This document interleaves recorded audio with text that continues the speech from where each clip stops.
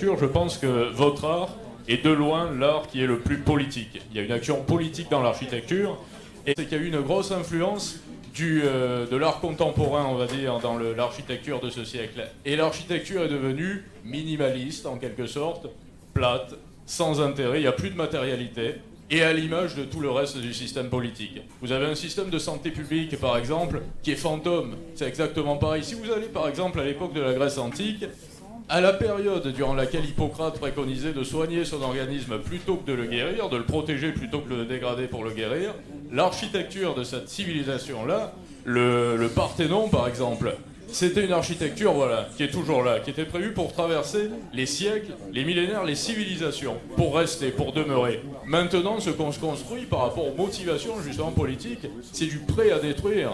On construit une architecture qui était une architecture qui est à l'image de notre télévision, une télévision poubelle, une radio poubelle.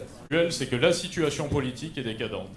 L'État, on parlait d'État précédemment, est devenu fantôme. Il n'y a plus d'État en France. Il n'y a plus d'État puissant, il n'y a plus d'État décideur. L'État est soumis à d'autres volontés